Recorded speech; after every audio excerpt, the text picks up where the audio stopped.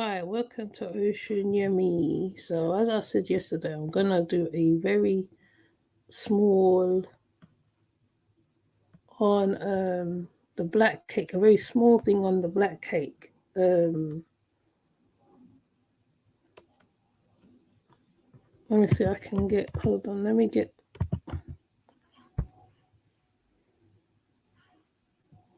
It's Corvina. Okay.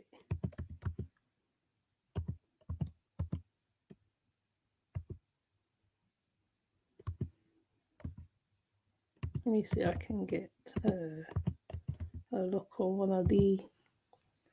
See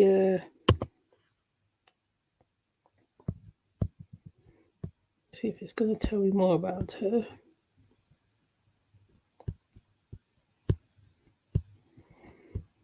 Because Corvina is the biggest thing in this uh, beautiful story. Uh, the author is very interesting because she has mixed heritage too. Chinese, I think it's Jamaican, Italian, and something else. This is represented later on in the program. Right now, the first thing I want to cover is about the black cake itself.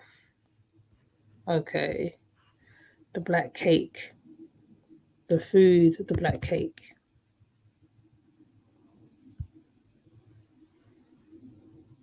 And how important it is, especially in West Indian.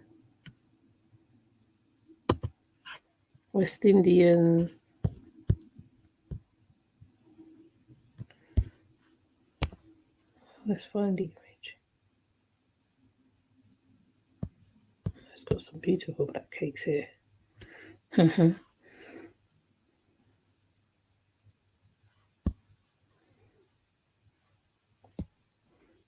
won't take me to it for some reason. So we're gonna have one of those days. Okay. So just focus on the program itself today. Okay. So Black Cake is a very good adaptation of Windrush. I would say it represents Windrush, times, struggles, secrets. Not gonna go through all of it because I want you guys to watch it. Um, the Black Cake is one of the things that is, well, they say it's done during Christmas, but I feel sometimes it's sold is cooked for all different reasons. Weddings, um, sometimes um, for different reasons. The black cake is cooked. Yeah. So really, the what I liked was Covina. Covina, the main character, which this story revolves around. Covina is brought up in a middle class Jamaica. You could say, well, kind of middle class Jamaica. Her dad's Chinese and her mum's black, and she's destined to be this swimmer, this swimmer. Um, she's destined for a lot of things. She had the world is her oyster. Um, there is a lot of story. There's also the history of Jamaica with the Chinese. There's a crossover with the Chinese immigrants in Jamaica.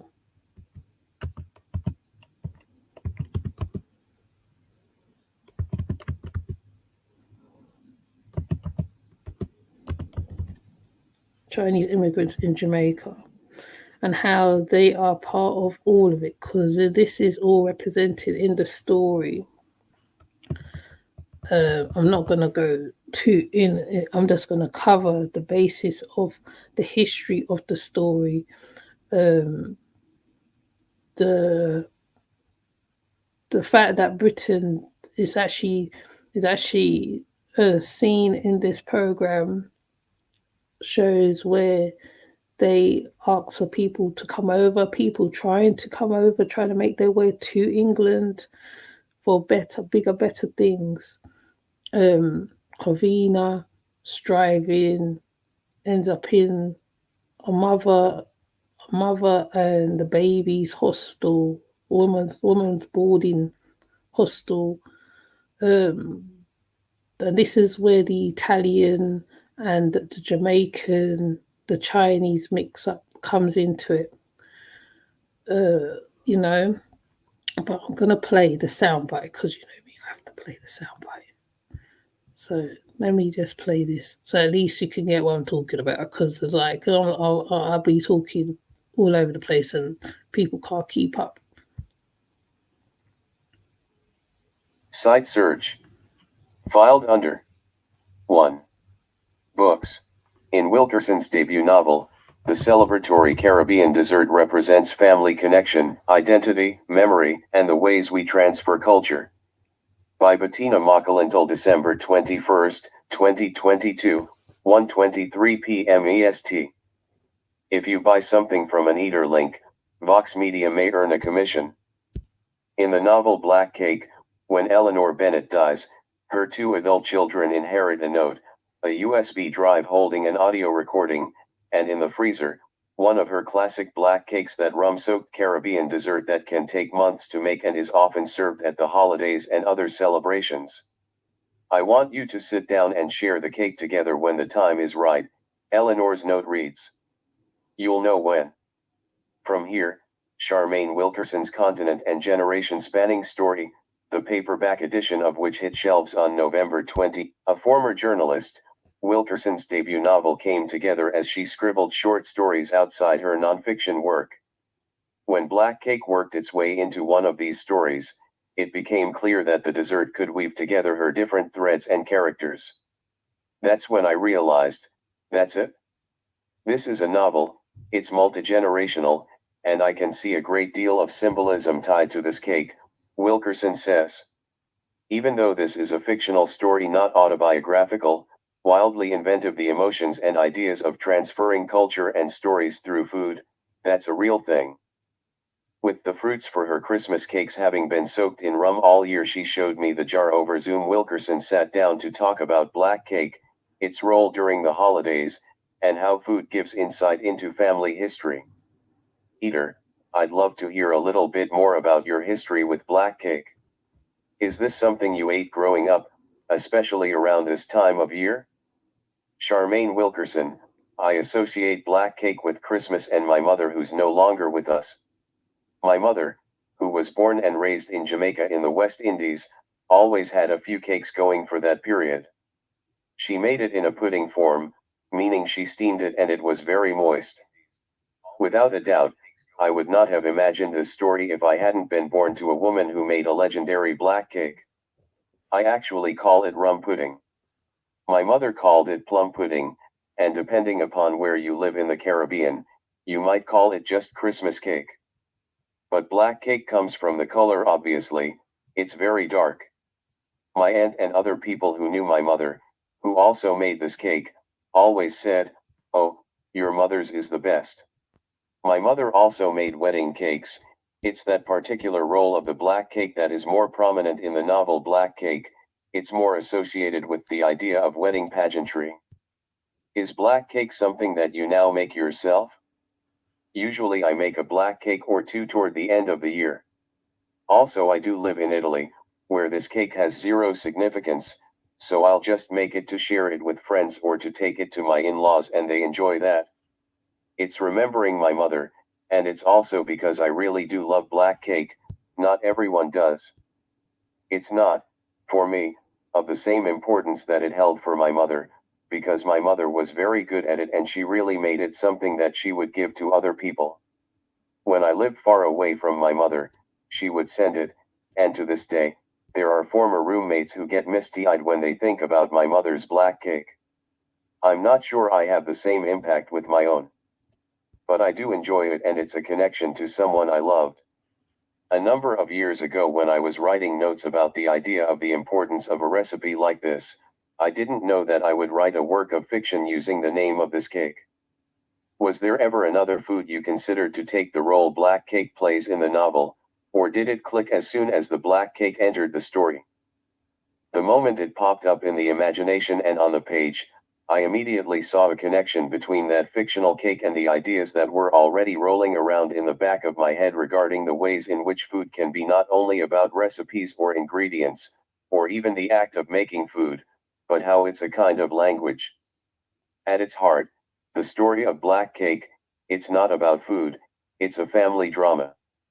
There's a murder in there. And yes, food is important. But what it really is about is the ways in which we form our identities because of the stories that have been handed down to us, and the stories that we tell ourselves and others about ourselves, and also the stories that are not told. Because of my familiarity with Caribbean culture, I recognized that this cake also has a kind of untold story. The history of the cake speaks to the kinds of changes that had to take place socially, politically, and economically for what was essentially a British plum pudding to make its way to a tropical zone, the Caribbean, and then become a much loved cake. What had to happen for that recipe to travel and then become transformed by a slight change in ingredients. Instead of brandy, you have rum. You have the dark brown cane sugar, you have certain spices. All of those things that happen to bring one food from one region of the world to another speak to our histories, for better or worse, colonialism, forced labor, changes in agriculture, cash crops like rum and sugar, which are both tied to sugar cane. When the black cake popped up in the writing of the novel Black Cake, I suddenly saw all of the potential for symbolism, for family connection, for identity, for transfer of culture, for memory, and for what food tells us about what happens to people and cultures. That's why I found Marble, a character whose work as an ethno-food guru involves studying the diaspora of food, so interesting, because her work is to reveal all of those connections. As I was reading, I wondered if you felt like Marble in your research. Had you been thinking this way about food before, or were these things that you learned about as you wrote this story? I think about food quite a bit, in part because of the life I've lived. I was a journalist. I began reporting in a major agricultural area of the state of California. I live in Italy, need I say more? It's not just about, oh, isn't Italian food great? It's about the agriculture here, the seasonality of it, the fact that a number of foods are recognized by UNESCO. I also worked with a United Nations agency that focuses to a great extent on agriculture, poverty reduction, and hunger reduction. Those issues have always been there in the back of my head.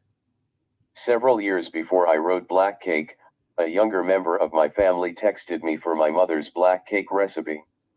I was surprised that he would ask, and that was kind of an aha moment. Why was I surprised that he would ask?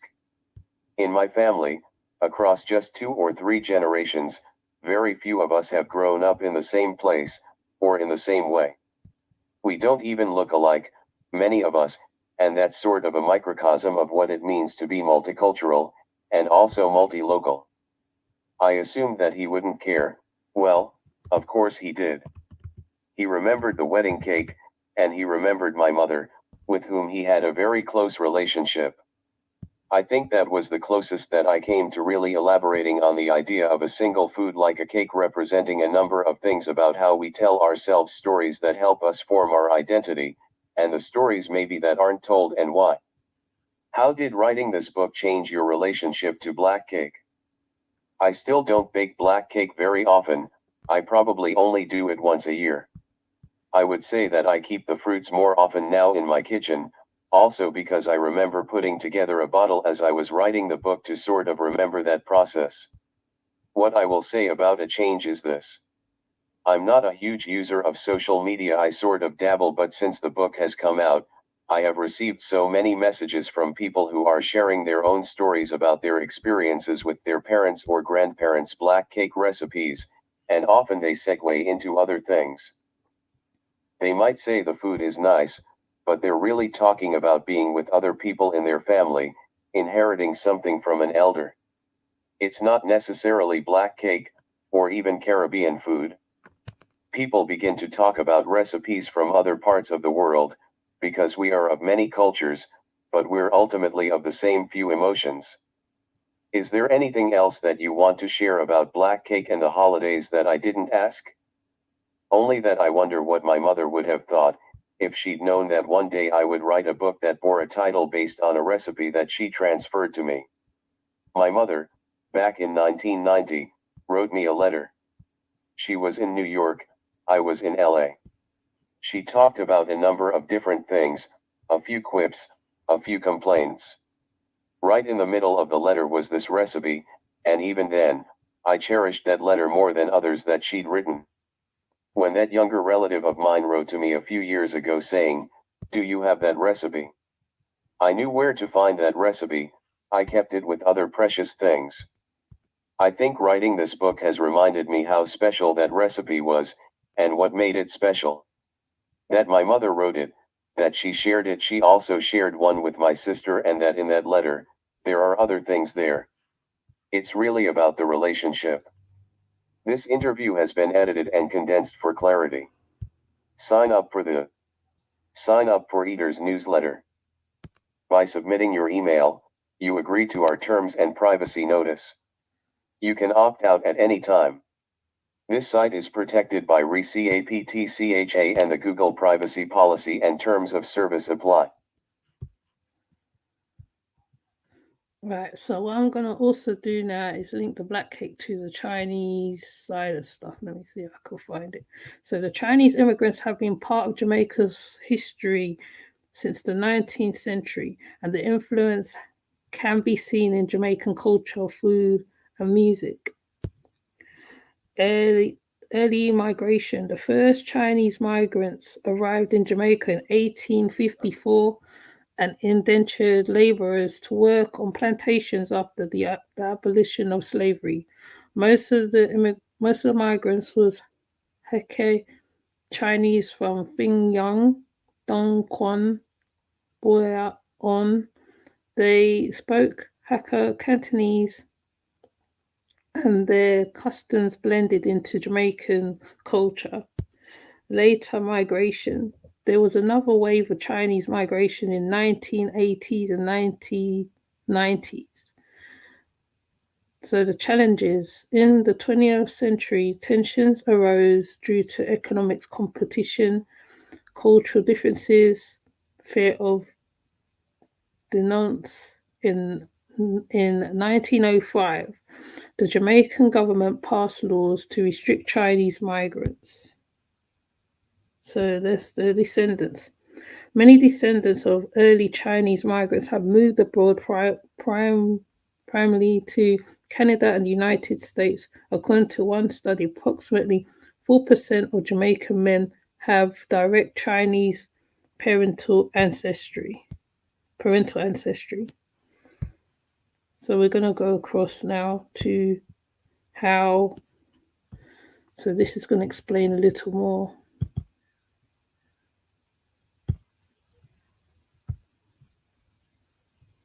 The Chinese community in Jamaica. Chinese migration to Jamaica began in the 19th century, with subsequent waves occurring in the 1980s and 1990s. Most Chinese Jamaicans have Hakka origins, and can trace their ancestry to indentured Chinese laborers who entered the country in the mid-19th and early 20th centuries. Early history. The British Parliament made a study of prospects for Chinese migration to the West Indies in 1811, and in 1843 made an attempt to recruit Chinese workers to Jamaica, amongst other regions, but nothing came of this. The two earliest ships of Chinese migrant workers to Jamaica arrived in 1854, one directly from China and the other carrying onward migrants from Panama who were contracted for plantation work. A further 200 arrived in the years until 1870, largely from other Caribbean islands. A third wave of largely Hakka migrants arrived in 1884, which then went on to bring more relatives of existing workers from China.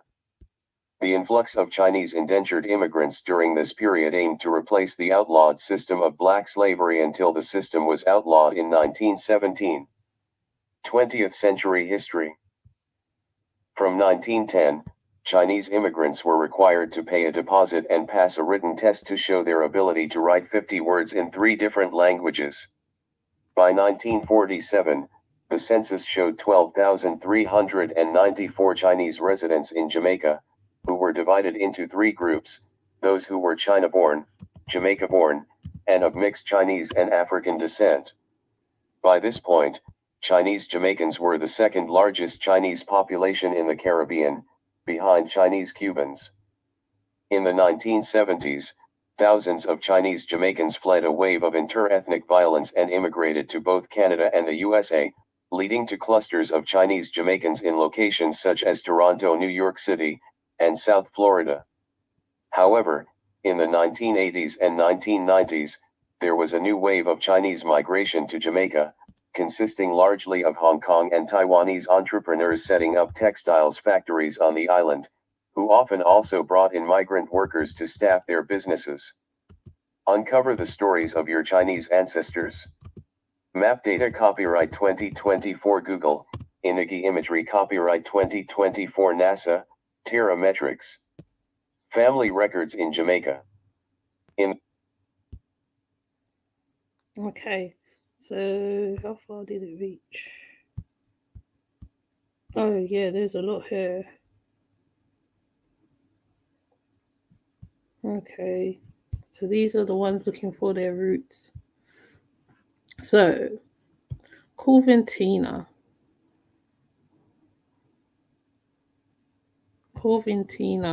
I can't find stuff on her right now. But Corventina, the character who ran away, well, who had to flee for her life because of something happened. A man was unalived on the island, so the one she was marrying, and because this is because of her dad and his gambling and stuff. But you do see the history of how he becomes this gambler also. Now Corventina, being half Chinese, they run a shop as well. So you see the shop, and you see that there is also the Dons and his brothers. There is a few things in there. There's also the maid who helps to grow her. You see her best friend, who later on you find out that the best friend was upset because she thought her friend had passed away. Now, during certain times, there is certain periods in this adaptation where you can put the dots together of um what's it West Indians, Caribbeans, the Caribbeans living in England and how their life would have been, you know, how they have to fight to be seen. In most cases, she didn't want to be seen most of the time anyway. How employers take advantage, how they have to be a decision made. At first, there was no decision. This is of a young baby. At first, the decision is changed. So she tries to stop the adoption from happening. She gets close to the baby, you know. Um, the one who's adopted later on finds out who she is and how she was conceived is quite very sad when you are conceived in such a traumatic situation. It's like, how do you take that in? How do you how do you think about, how do you put that in your mind? Like, now there is a history of that happening in the Caribbean where children are coming into the world from such traumatic stuff, you know what I'm saying? So being that the daughter was seen as passing, obviously she went to a white couple because she was seen as passing, and like she herself, like all of a sudden is part of this family. She's like, well, I'm part of this family. Um, the daughter and the son shows notices stuff what she does that represents the mum, you know. Um, Also in this adaptation, or I'm not going to call it a program, it's an adaptation of a book. That's exactly what it is, an adaptation. Right. You also see that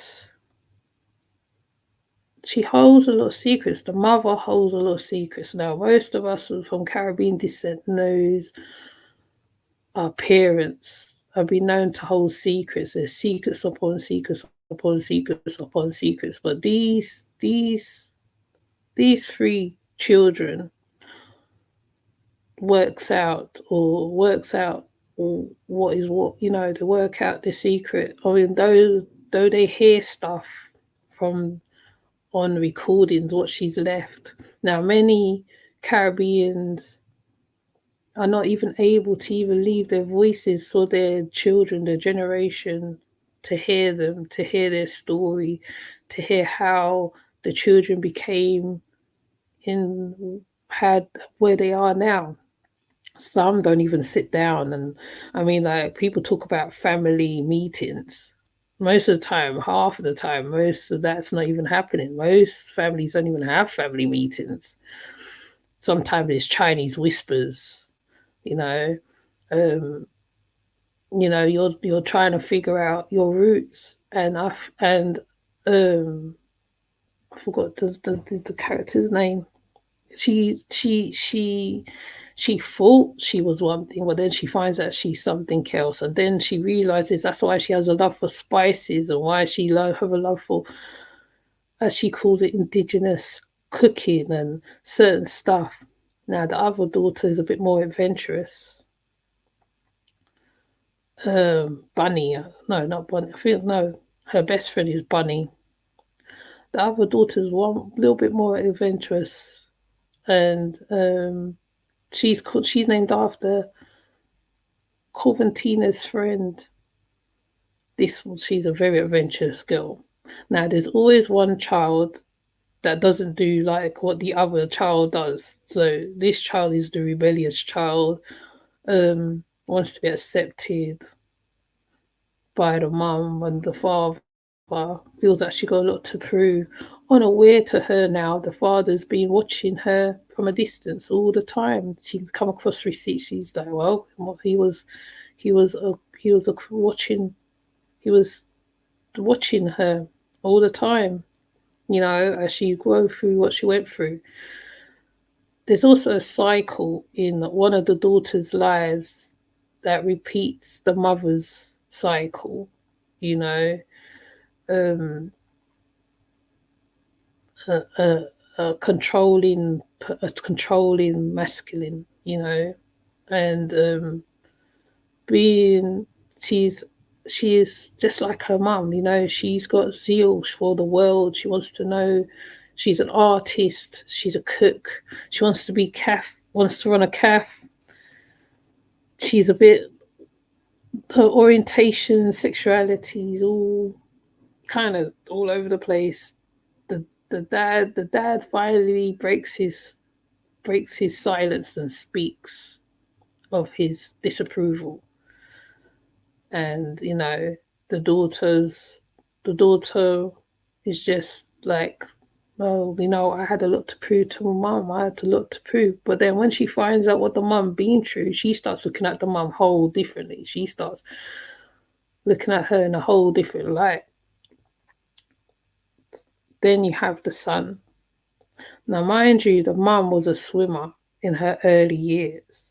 So obviously, one of the children takes on the mantle of working around water, and I can't remember what the job is called, but he works around the water. He wants to be a pioneer for the world. He wants to help other children. He wants to see other people like him in certain jobs. And he also has a very beautiful partner who also is trying to push him to become that, you know. And he's also like his father in various ways. It is really quite astounding. So I think his name's Byron. I mean, his name's Byron. I will find him. His name is Byron.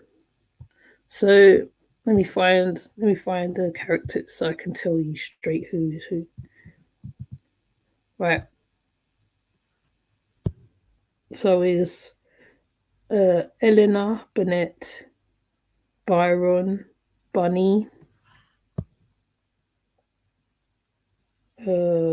what's her name? Maybell or Martha. I think I said her name wrong. Um, Byron is like the golden child because he makes it. You know, there's always one golden child in a family. Highly irritating. So then the daughter has to try and be the golden child. But like I said, she's the rebellious one. She wants to have a calf. She wants to do so many things, but they invest in her, which is a good thing. They're able to invest in her. They're able to give her that. But then Bunny, like I said, Bunny meets a man who said he's going to help her because she's an artist. You know, she's an artist. She paints, but the man's making money off of her art. Not only on top of that, is DV involved, right? So it just comes to a head. Hold on a minute, my cat's crying.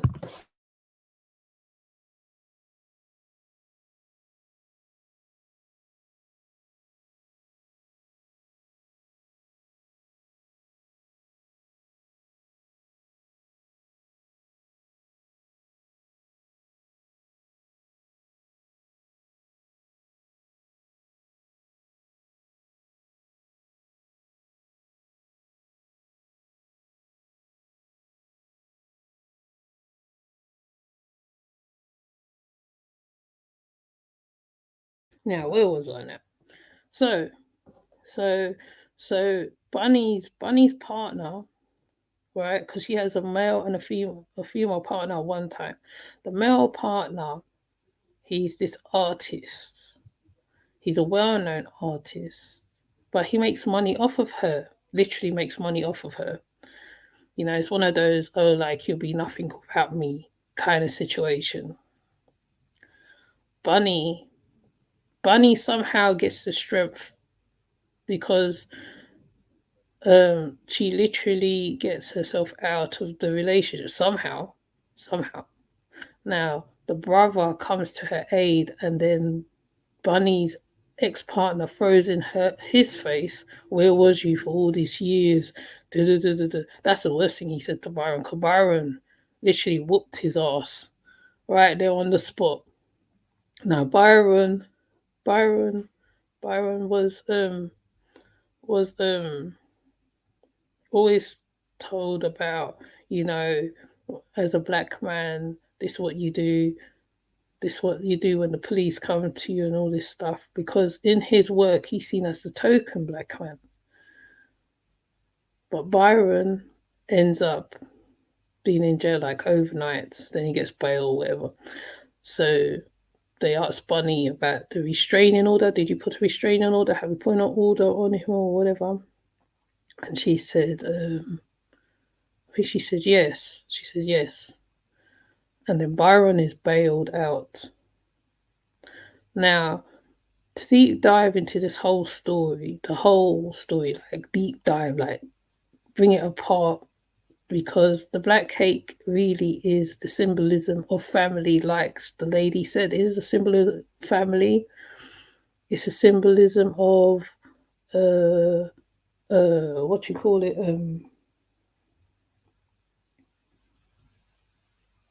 finding out things about the mum, what they didn't know. Also, like you find out that mum's first love, right? He whose name is Gibbs. Somehow, even though they leave at different times from Jamaica, they somehow find each other later on, you know, and they make a pact, and there is a real love because even he later on says to Corventina that I never forgotten you, I never forgotten you. I wanted to go in and save you from the one you was gonna get married, but it's like I couldn't.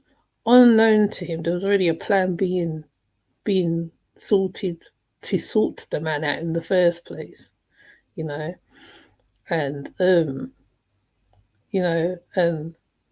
her best friend being her best friend, like 50 now, a writer and everything else. But I think I would like people to watch it a little more before I go into it. There's so much. Um, I feel it is a very good book. I think I actually seen, but then they might copyright me. Who knows? But you know what? I think there is a little bit of a adaptation of the book on here, so you can hear. Let me see if I can find it.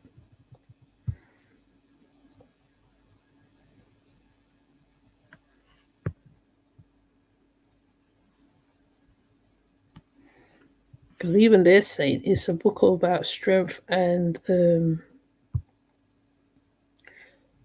triumph, which is true. Because because in the end, Cobertina did triumph. She got all her children all in one place. All her children met together. Let me see if I could find the.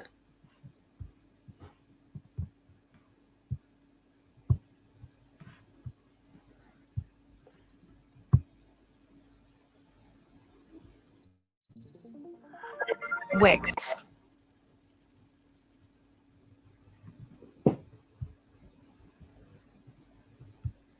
Byron hears the elevator doors keel open. His first instinct is to rush toward his sister and embrace her. But when Benny leans in to hug him, Byron pushes her away, then turns to knock on the door to the attorney's office. He feels Benny put a hand on his arm. He shakes it free. Benny stands there, her mouth open, but says nothing. And what right does she have to say anything? Byron hasn't seen Benny in 8 years, and now their ma is gone for good. What does Benny expect? She took a family argument and turned it into a Cold War. Never mind all that talk about societal rejection and discrimination and whatnot. It seems to Byron that whatever kind of problem you have in this world, you can find someone to show you understanding. And times are changing. There's even been a study in the news recently about people like Benny. People like Benny. The study says it can be a lonely road for people like her. But she won't be getting any sympathy from Byron, no. Benedetta Bennett gave up that luxury years ago when she turned her back on her family, even though she claims it was the other way around. At least she showed up this time. 6 years ago, Byron and his mother sat in the church across from his father's coffin up in L.A. County, waiting for Benny to arrive. But no Benny. Later, Byron thought he saw his sister skirting the burial grounds in the back of a car. She'd be there any minute, he thought. But still, no Benny. Only a text from her later saying, "I'm sorry." Then silence. For months at a time. Then years. As each year went by, he was less certain that Benny had been there that day or that he'd ever had a sister to begin with. That he'd ever had a chubby, squiggle-headed baby girl following him around the house. That she'd ever cheered him on at the national meet. That he'd ever heard her voice sailing across the auditorium as he closed his hand around his doctoral diploma. that he'd ever not felt the way he does right now, orphaned and pissed as hell. Benny. Her mother's attorney opens the door, and Benny looks past him, half expecting to see her ma sitting in the room. But it's only Benny and Byron now, and Byron won't even look at her. The lawyer is saying something about a message from their mother, but Benny can't concentrate. She's still looking at Byron, at the bits of gray in his hair that didn't used to be there. What's with the pushing, anyway? The man is 45 years old, not 10. In all these years, her big brother has never shoved her, never hit her, not even when she was little and tended to pounce and bite like a puppy. Benny's first memory of Byron. They are sitting on the couch. She is settled under her brother's arm, and Byron is reciting adventure stories to her from a book. His feet can already touch the floor. Byron stops to fluff Benny's hair with his fingers, to pull on her earlobes, to pinch her nostrils shut, to tickle her until she is breathless with laughter, until she is dying of happiness. The message. Their mother has left them a message, the lawyer says. The lawyer's name is Mr. Mitch.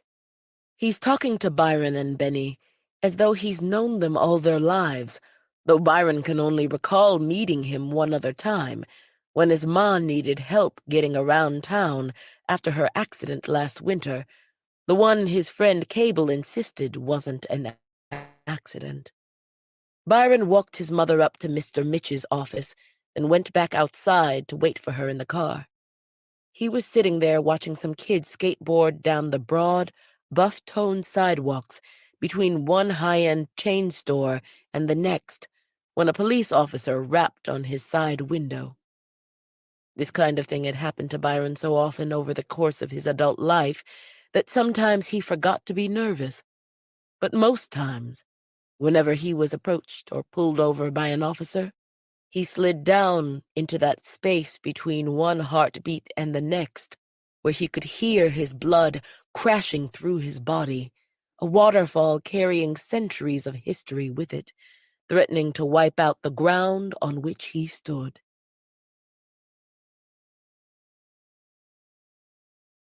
I knew I was underwater. I just didn't realize I was this underwater. If you're stressed about your paper, just get Grammarly. It's free.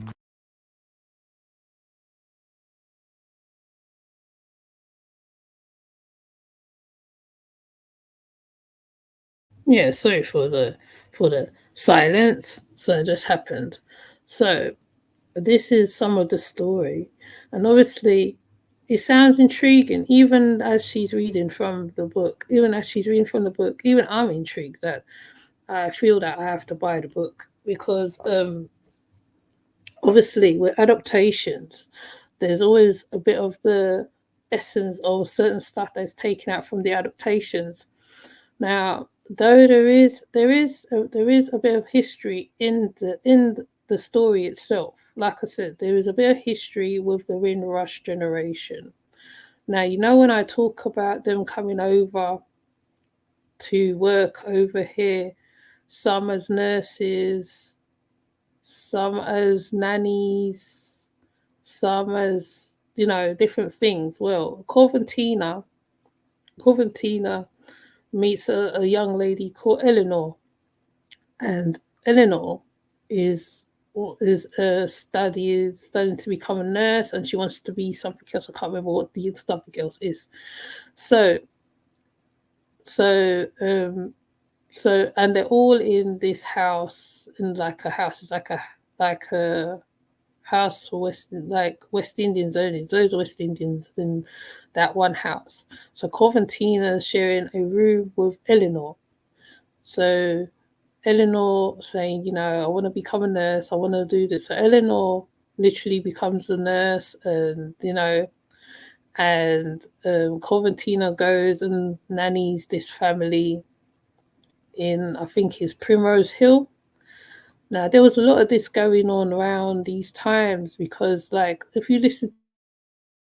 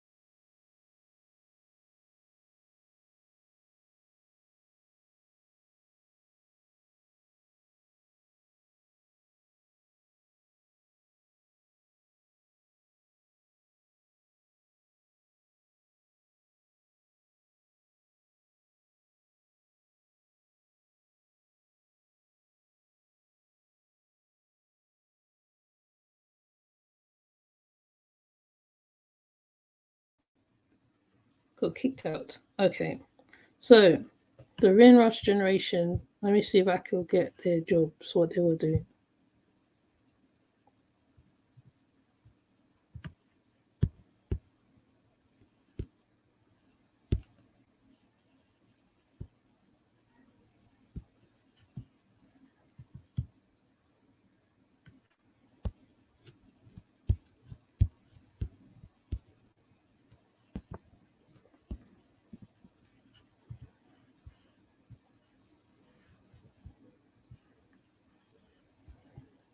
Hold on, let me take this off.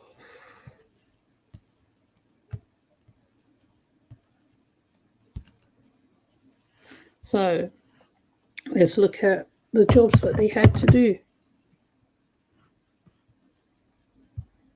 especially the women.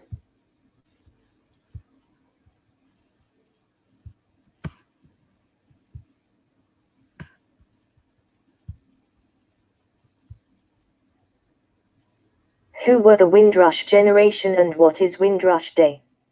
A look back at life when the Windrush generation arrived in the UK. Windrush Day has been held on the 22nd of June since 2018, to celebrate the contribution Caribbean migrants and their families have made to the UK. HMT Empire Windrush docked in Tilbury, Essex, in 1948, bringing hundreds of passengers from the Caribbean to the UK. In 2018, it emerged that the government had not properly recorded the details of people granted permission to stay in the UK, and many were wrongly mistreated. What is the Windrush generation? HMT Empire Windrush became a symbol of a wider mass migration movement. People in the Caribbean were invited to the UK to help rebuild post-war Britain. According to the National Archives, which holds the ship's passenger list, External. There were 1,027 people on board. More than 800 gave their last country of residence as somewhere in the Caribbean. Several hundred passengers were Jamaican, but others arrived from islands including Trinidad, St. Lucia, Grenada and Barbados. These travelers, and those on other ships which came to the UK until 1971, became known as the Windrush generation. Many had served in the British Armed Forces in World War II. Why did the Windrush generation come to Britain? In 1948, the British Nationality Act gave people from colonies the right to live and work in Britain. The government needed workers to help fill post-war labor shortages and rebuild the economy. Caribbean countries were also struggling economically, and job vacancies in the UK offered an opportunity. Many of those who came became manual workers, drivers, cleaners, and nurses in the newly established NHS. What was life like for first-generation Windrush migrants? What is Windrush Day? Commemoration events have been held on the 22nd of June every year since 2018. In 2023, the 75th anniversary of the arrival of HMT Windrush was marked with a series of concerts, exhibitions and Yeah, I gotta go to my baby soon. Okay, so if I cuddle, oh, hold on, I'll be back.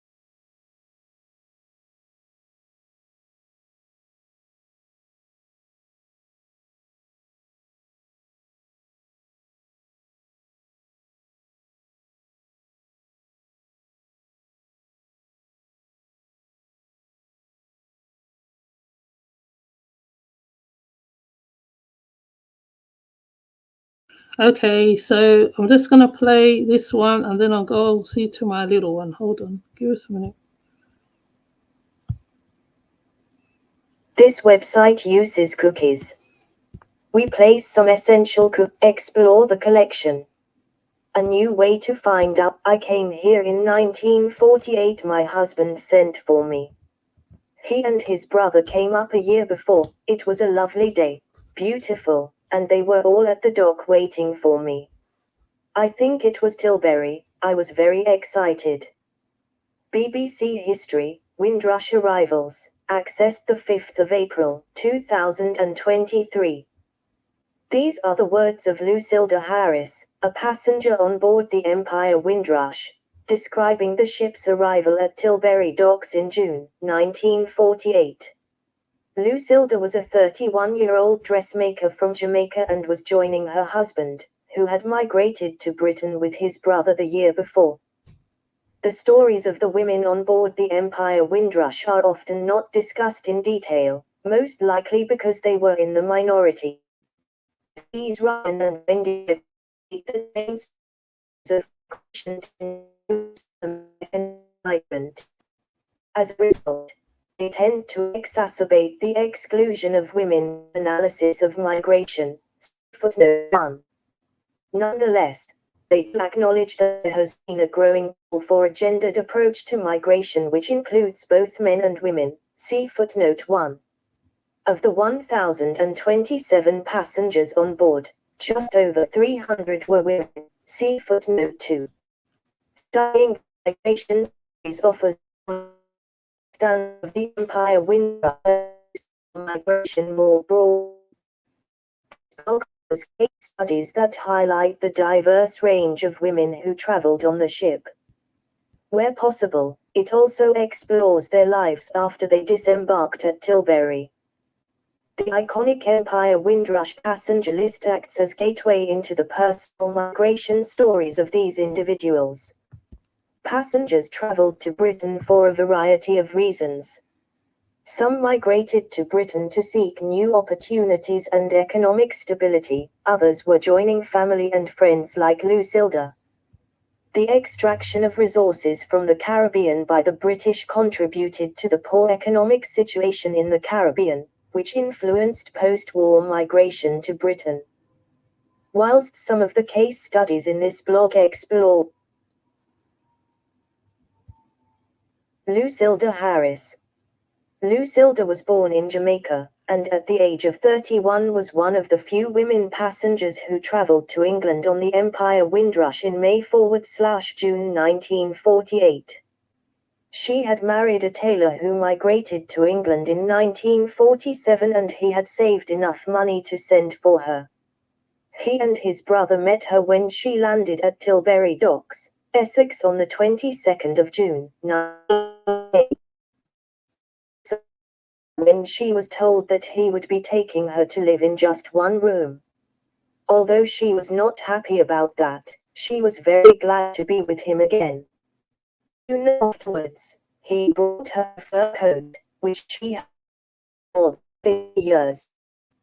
They were men West Indians who settled in Brixton, near the marketplace. She said, "I tell you that when I came here, there were hardly many buildings standing, and far as you can see the Germans' bombs had caused much destruction in London." She and her husband raised a family of 5 children, 3 boys and 2 girls. Lucilda and her husband contributed to the community in Brixton, and played their parts in making it a pleasant place in which to live, helping other migrants after they arrived in the 1950s. Use cookies to personalize your experience, serve relevant ads, and understand how people are using our services. That's one of the stories of the people that arrived on the Windrush, and I'm gonna try and see if I can find another story, which is to do with this story as well, because there is bits of the program that shows the trauma of the family and stuff like that. But I can't go into it all now because little one's not well and it keeps tripping out for some reason. So I'll leave it right there. So with that said, I'll leave it right there. Please comment in the comment section, subscribe, and I'll see you when I have to do another live again. With that said, take care.